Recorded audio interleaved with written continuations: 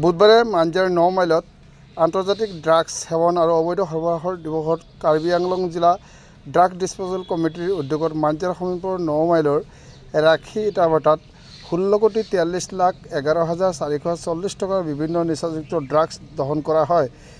দহন কৰা নিচাযুক্ত সামগ্ৰীবোৰৰ ভিতৰত আছিল হেৰ'ইন 4 কেজি 469 গ্ৰাম, গাঞ্জা 1160 কেজি 40 গ্ৰাম, মৰফিন 2 কেজি 419 গ্ৰাম, কানি 8 কেজি 375 গ্ৰাম, আফিং 1 কেজি 172 গ্ৰাম আৰু tablet 927টা।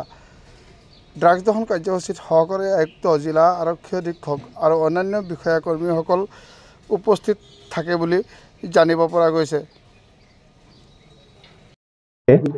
International day against drug abuse and illicit trafficking এইটোৰ ওপৰত আজি সেইটো উপলক্ষ হিচাপে ৰাখি আমি আজি আমাৰ কাৰ্বি আংলং জিলাৰ বিগত কিছুদিন আগতে ধৰা যিবিলাক ড্ৰাগছ ইতিমধ্যে কোৰ্টে আমাক দহন কৰিবৰ কাৰণে অনুমতি দিছে, সেইখিনি আমি দহন কৰিছোঁ। ইয়াৰ সৰ্বমুঠ মূল্য প্ৰায় 16.5 কোটিমান টকা হ'ব, যি আমি দহন কৰিছোঁ। তাৰ ভিতৰতে প্ৰায় 4.5 কেজি হেৰ'ইন, প্ৰায় 1100 কিলোতকৈ অধিক গাঞ্জা, 2.5 কিলো প্ৰায় মৰফিনকে আদি কৰি বিভিন্ন সামগ্ৰী আছে।